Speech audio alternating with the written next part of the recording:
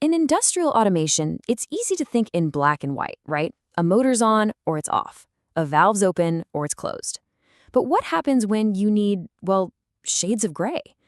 Today, we're going to move beyond that simple switch and dive into the symphony of analog operations, where control is so much more than just on or off.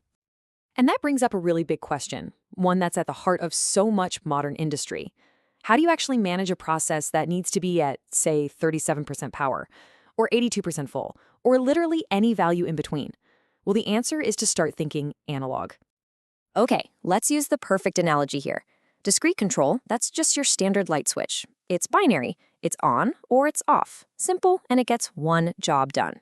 But analog control, that's a dimmer switch. Suddenly, you have this whole continuous range of possibilities, from super dim to crazy bright, and every single little level in between. That's the kind of flexibility we need for complex stuff. All right, so here's our game plan for today. We'll start by looking at why simple on-off control just doesn't cut it sometimes. Then we'll get into how PLCs actually speak the language of analog. We'll see what happens when things get too fast, and that's when we'll introduce the dream team of PID control. And finally, we'll touch on how these amazing systems are fine-tuned to perfection. So, why not just use a whole bunch of on-off switches for everything? I mean, it seems simple enough, right? Well, in the real world of industrial processes, that kind of black and white approach, it hits a wall, and it hits it hard. And get this, here's a perfect example of how inefficient that is. Let's say you want to know how full a tank is with pretty decent accuracy. If you're using discrete on-off sensors, you need a sensor at the 5% mark, another at 10%, another at 15%, all the way up. That's 20 sensors and 20 different inputs on your PLC. It's a total wiring nightmare. But with an analog system, you just need one sensor that gives a variable signal. It's cleaner, way cheaper, and just so much more elegant. The reason this is all possible is because PLCs have this really clever way of understanding the real world. Things like pressure, temperature, or flow.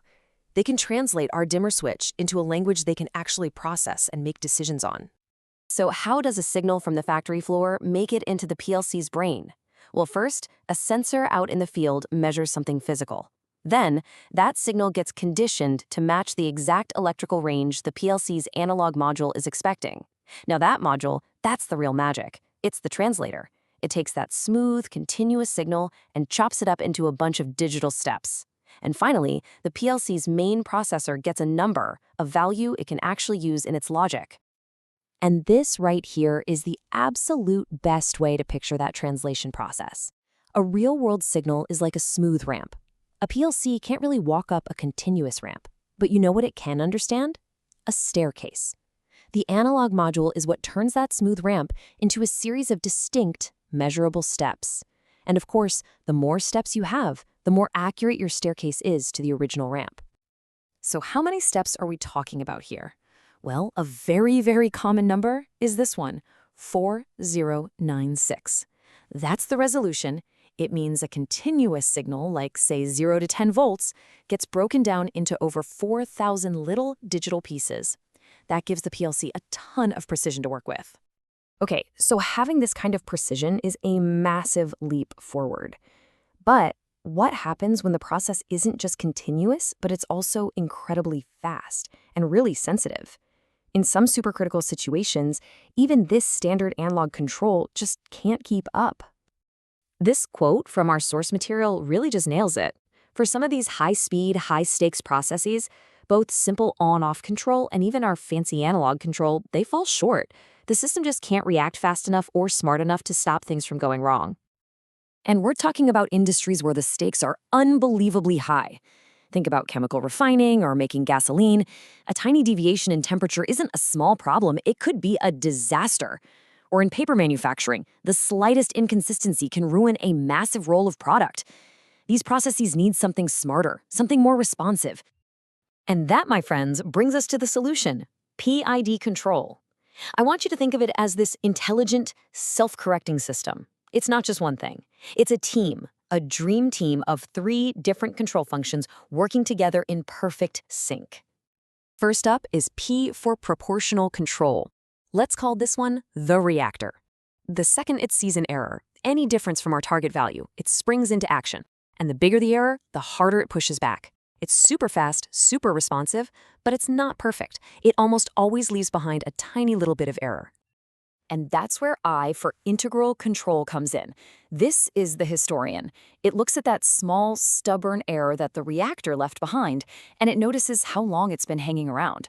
It adds up that error over time and builds up a response that slowly but surely pushes the system right back to the bullseye. It's all about perfect accuracy, even if it takes a little longer.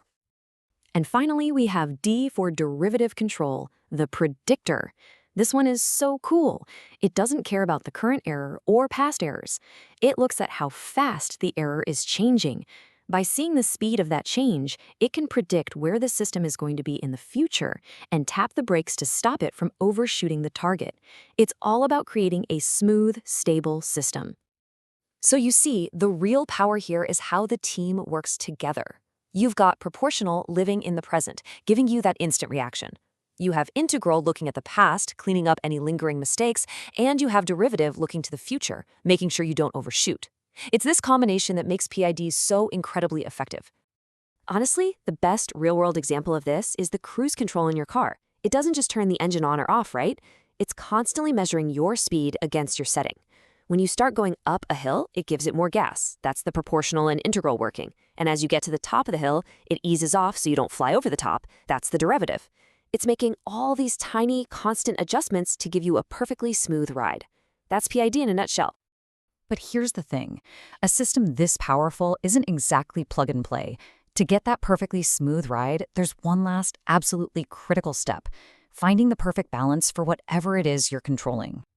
And this step is called tuning.